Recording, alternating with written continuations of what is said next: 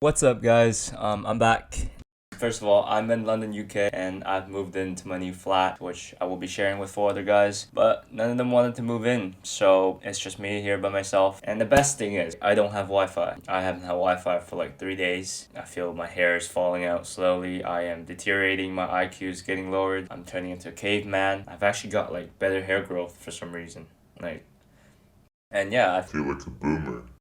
So let's take advantage of it though, right? This is probably the best entertainment I will get at the moment. So this video is to give you some more advice before starting your portfolio and also to answer any questions from my last video about how I document my work, photograph them, how I edit it, and how I put them into InDesign, or what software I use, which is InDesign. If you haven't seen my last video, I only have 3 videos, so it's not gonna be hard to find. It's my high school portfolio. Yeah. So first thing, before you start your portfolio, you're probably thinking about how long I should make it. I would recommend that you be as concise as possible. Only picking the best works out and making a portfolio that's not any longer than 20 pages. So how I define a page: so a piece of paper, right here. One side is a page, another side is another page. So 2 pages for a piece of paper, and by that standards, my high school portfolio was 23 pages. The 3 extra pages being the 2 cover pages and also the personal intro page. I say aim for a similar amount just because your interviews are not going to be long. They're going to be around 15 minutes, and if you, for example, spend a minute on each page, you won't even finish. And most of the time you get stuck talking about a piece for like 5 minutes. From my own experience, I've only gotten through around like 5 to 10 pages of my portfolio at most. So there's no point making that many pages if they're not really going to be seen. Save yourself some time. Quality, not the quantity. The second thing is, what type of works should you put in? For me, I have 3 main categories that I would list my works into. So first one is my architectural stuff. Second one is my personal works, and the third one is my works from school. With each category, I try to express something about myself. So the architectural one, I'm trying to show my interest in the program. The personal section, that would be my way of communicating some more about myself, what I care about personally, what I enjoy doing, what my strengths are. And the schoolwork is more about showcasing that I have other experiences in other mediums. And there's really no work that can't be put in, because anything that you yourself find interesting, that you think to present yourself, is worthy of being put into the portfolio. So yeah, there's no solid answer for that. You gotta be yourself, as they say, and also be unique. Try to put some weird works, and that's gonna spark up conversation. Yeah, make it interesting. And what else? And the third thing would be how much time you should give yourself to put everything together into a portfolio. I recommend you give yourself at least a month for that, because you might have to learn the software, pick your layout, adjust it, edit your photos, take better photos, and also printing it, which also takes like a week minimum. So now I'm gonna explain how I document my different artworks. The first one would be the easiest, so the small scale drawings, sketches. So like anything like A4 to A3, any drawings like that, you can just put it into scanner, and it comes out pretty good generally. Turn up the resolution, and it should look pretty clean and require minimal editing. And second would be larger pieces like A1 stuff, A2, A0 things that you can't put into your home scanner, and you would have to take those to a print shop or something like that and get it professionally done. And it's worth it because it's really good quality, and they're also really fast. Normally just take it there, get it back the same day. And things that you can't scan, I would just photograph it, get a decent camera, search up tutorials on YouTube. There's a lot about documenting large art pieces. For models, it's actually not as hard as you might think. What I did for this model right here, I basically found a darker spot in my room, which was in my wardrobe. I slipped the big piece of A1 paper in there and just chucked my model on top. There's something you could try out. So this is what I do. I tend to turn the ISO setting to very low, meaning that the image will be very dark, and then I use flash to get all the details. If you have a pretty background, like a white background, then your model should look quite decent just naturally. Remember this: the better you can make your photographs straight out the camera, the less effort it will require for you to edit it. You want to save some time by just taking nice photos rather than spending hours editing it. But yeah, that's about it for most artworks out there. Next, I am going to show you how I edit them. So how I edit these raw photos of my drawings, paintings, and models. Alright, so I've got my Photoshop open now, and on here, this is just a raw scanned image from one of my drawings. It's a pencil drawing, so it's meant to be just black and white, and you could see that it's a bit discolored. It's got like a purple shade or something all over it. Don't know why, but this happens quite a lot when you use big scanners. So I'm going to show you first the before and after picture. So this is after I edit it, and this is ready to be put into a portfolio, and this is before, and again after. So now I'm going to show you how I edit it. So to get rid of the purple color on top, you just go to adjustments, and then you go to hue and saturation. You lower saturation all the way down, and now it's black and white. And then what I love to use, this is probably the only tool you need for basic editing and for black and white drawings or black and white photographs. What you do is, this is curves, so adjustment, curves, and what this does is allows you to change the darkest and brightest parts of the image separately. So what I'm doing right now, I'm making the background, which is the whitest parts, I'm making that lighter just by dragging it up on the right side. And when it gets to a point where you could see that blending in with your portfolio pages, then that's good. And then I start lowering the darkest parts to get some of the shadings back. And I think it's a bit too bright. You don't want to sacrifice too many details just because you want to fit it onto a white page. So you just mess around with it a little bit, and I think this is pretty decent quality. I would just put this one in. I'm going to show you another example, and this is going to be a picture of my model. By the way, these are all from second year. So this is the pre-edited version, and I'm going to show you the edited version now. This is the post-edit version, and as you can see, the colors are a lot brighter and the background is a lot brighter. The lighting just seems overall just much better than the original. So again, I just use curves, literally all I do. Adjustments, curves, I put that up again to increase the background, the brighter spots, and then that's actually pretty good. I wouldn't even lower the left side. It's got a natural finish to it. Yeah, that's literally how I edit my photos. As I said before, the better you make your photographs look right off the camera, the less effort you have to put into editing it. There's not really a trick. You just need a very clean white background that lets your work stand on its own and be the focal point. I think your models will look great if you can just find a good background and a decent camera that gives it a high resolution. Editing really shouldn't be too time consuming. So yeah, that is how I edit my photos and drawings. I would show you how I edit that painting, but I currently don't have any photographs of my old paintings. I just can't find them. I haven't done painting in quite a long time. Won't be able to help you out there. But I can imagine it's just very similar. You can change the curves, mess with saturation. That's really all you need. That's really all I use on a daily basis. And what you do after, you save these, save as Photoshop. So I called it hand, just save it as Photoshop. I already saved it, save it again. So I've done this video about 3 times now because OBS Studio keeps recording the wrong screen. That's how I edit my stuff. So now let's move on to InDesign to actually make the portfolio. I'm first gonna show you 2 more of what I currently use after 2 years of architecture degree. So there's one for vertical and one for horizontal, so you can pick and choose depending on which one you like more and which one you think fits your work better. So this is the vertical one, and this is one of my second year portfolios. If you scroll through it, everything is lined up in a grid, in a simple grid, and they're around similar sizes. This continuation of gaps, cut lines, and some of them, show large scale photos and then dissect them into smaller sections, which gives you a bit more explanation. And these are just talking about the presidents I used, and this is an experiment I did trying to lift up an apple. A bit more interesting photos now, so that like these ones I would definitely give it a full page just because it's high resolution photo, and I like this model also.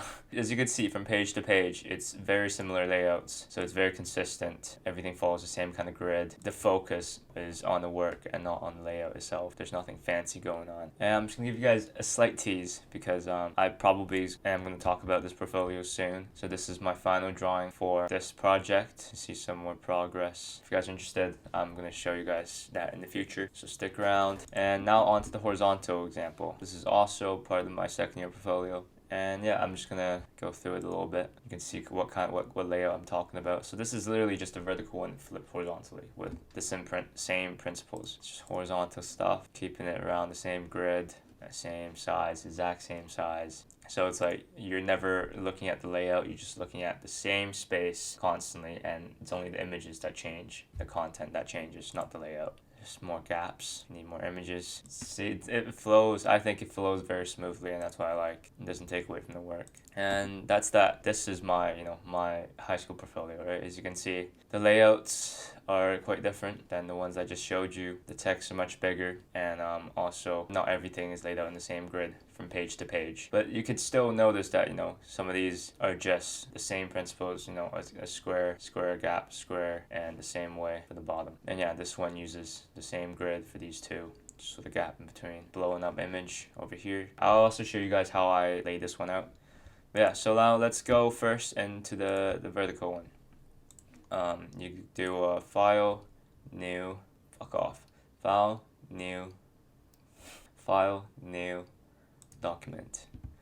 And depending on the size, just go to print, look at presets. I'm gonna make it A3 one. I'm gonna make it vertical. So as you can probably notice that, there's quite a lot of these grid lines going on in my portfolio. And every image that I put in matches onto one of these lines. So look at this one, it matches on. This one matches on to this line. This one outside line. And even like the largest ones, they match on to the outer grid line that's passing through here. And these are called guidelines, and probably one of the most helpful features of InDesign. And what you do is you go to your master page in the right hand corner right here. And basically, whatever you do on this page, as it's named the master page, whatever you do here gets applied to every single page inside of your portfolio. So if I put an image here, it's going to appear on every single page that comes after. And this is where you want to make your guidelines. So it appears on every single page, and you can keep it consistent. You don't have to do it again and again. But if you do want to change it up for some pages, you can just, make it individually if that's what you want. So you have a new file here. I'm going to go to my master page. So right now, as you can see, this got 2 pages versus this one. This master page got 1 page. So how you change this is, so for example, right now, if I add more pages, add 10 pages, they're all going to be 2 pages per slide. And when I say slide, so this is one slide, this is another slide. This is because these are facing pages right now. So what you can do is go to your file, document setup, and there's this facing pages thing you can check. If I uncheck it, then they all become singular pages. So personal preferences, whatever you want to do. A master, I don't know why there's 2 pages here still, but I'm gonna delete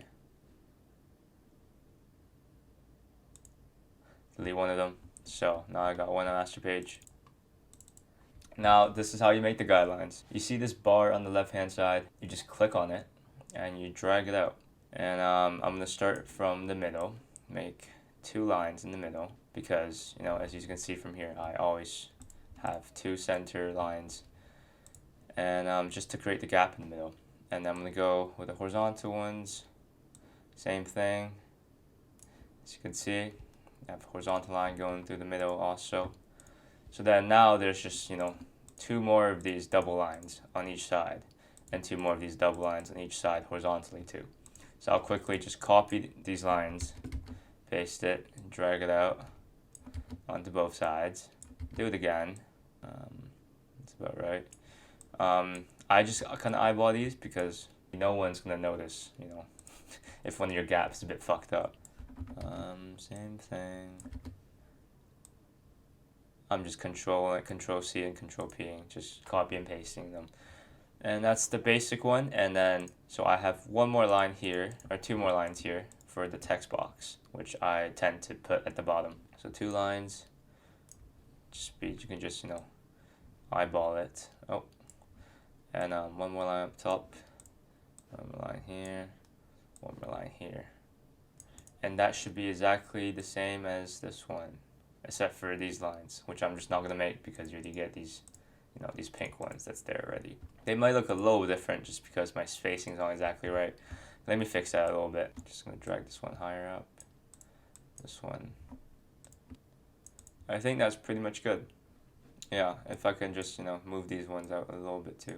Just to give my pictures a bit more space so I can make them a bit bigger on the page. Alright, this is it. I'm going to show you guys kind of how to put images in now. So you use rectangle frame tool. Click on it. You click on the point you want to start the photo, and you click on the point when you want to end it. And you can put as many as you want, just depending on how you want the page to look. And for text, you click on the text tool and you just draw the this box the same way. And also I have a little line here to separate my text and my photos. So what you do is just use the line tool and draw a line across. And you can change its opacity if you don't want it to be too dark, and also its thickness right here, and also the color if you want to. And you can press Shift W to go full screen to preview your pages, so that's really helpful. This is basically what the start of the page looks like before you put anything in. Now I'm going to drag the Photoshop files that I made from before that I've just edited in front of you guys, and that's just going to go in right away. So if you click on the frame once, that selects the frame, not the picture itself. And if you click on the circle in the middle, then that selects the picture. And it's quite a large picture, so you're gonna have to zoom out quite a lot to get it to fit. And yeah, you just click on the circle again and drag it up and drag it into the frame. That's a bit too small. Make it a bit bigger. And yeah, that is it. And copy and paste it down here just to give you guys a look on the full page effect. So this is kind of what it'll look like. I'm gonna get some random text from somewhere. Fuck off. And yeah, that is it. This is what a page will look like in my second year portfolio. And I think the words are a bit too big. What size is it right here? It's size 12, that's why. Size 12 I think is too large for a portfolio that's got images at this size, because it kind of takes it away from the image. The texts are so easily readable, which you might think it's good, but as you move along to higher studies, you know, the picture should tell the story, not your words. So what I like to do is put it to size 9. And that's good, I think. There's a bit more spaces now for some reason. I'm just gonna edit them out. And that's how a page will look, if you guys like it. And I'm gonna show you a few more pages. Okay, I did this in my master's, so now, as you can see, every single page looks like that. So I'm just gonna copy all of these so I don't have to do it again, and then delete them from here. So this is what I had for my first page, right? And then for the different pages, you can just scale different images. If you want a full-blown one, just draw using the rectangular frame tool, draw a larger frame. I'm just going to use the same image again, the hand. Oh, this could be a page. Beautiful, look at my thumb. And then if you want to use a different grid lines, you know, there's so many to use, so many. So yeah, if I just put the same things in.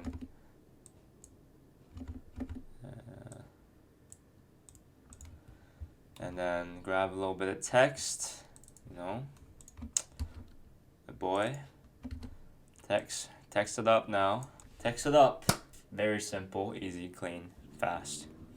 You're just using the different grids, and there's nothing, you don't have to think about it on each page. You're literally just putting different stuff into the same kind of grids. That's what I recommend doing.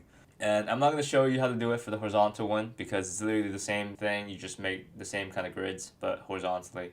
So now I'm going to show you exactly how I did my high school portfolio. This one might be a bit more useful if you are making a high school portfolio.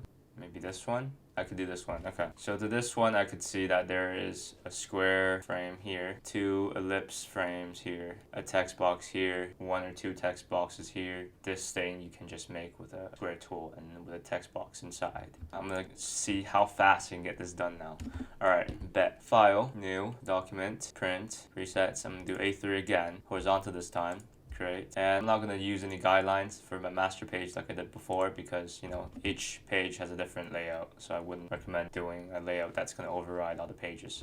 Start off with a bigger chunk rectangular one here, 2 ellipse ones, hold shift so it's a perfect circle, another bigger one here, partly cut off, correct, and yeah, this one's a bit more wide. And okay, this one goes a bit lower.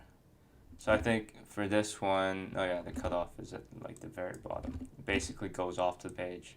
And now I'm gonna put the images in. Drag it in. It's in. And then you zoom into it. A bit like that size. And then copy this one. Dragging it in. So Kelvin 2 goes here. Kelvin 3 goes here. And this one zooms up to the tip, this one's at the bottom. Okay, so you just enlarge it, that's about right. And this one bigger, tip. Wow, I'm actually a beast, but as you can see there's a little bit of shit going on there, so I'm just gonna cut the frame off there so you can't see it. If you shift W, this is what it looks like. So yeah, now I'm gonna just add the text boxes. So design, and yeah, this is just a different font than this one. What looks like it. Let's choose this one, make it bigger, longer. Perfect, I think that's pretty close. And you can make some of these gray. It's pretty easy. What do I have gray? These ones gray. Highlight it, go to fill. And I use a different font for these two words, which you can easily change. Say this. Alright. And process painting. These, okay, this is how you do kind of blocks if you want to do them. So there's the, what's it called, rectangle tool, and you can just fill it with whatever color. You can color pick it like I just did. Choose some gray here, okay, and now it's gray, and there's the outline there which you can take out. No stroke, nice. Now it's just a block. And you can put a text beside it, you know. Yes. Impact, I think, will look good with this. Yes. Bigger. Yes. Yes, yes, yes, yes. Nice. Alright, and this thing, the same thing. You're making a square, but this time you have no fill and just a stroke, which you can make the stroke thicker. Let's go with 6 and make it match up to the yes block, and you put a little text box in there and 0, 1. Very cool. 30, yeah, that's about good. Pretty similar, I'd say. This.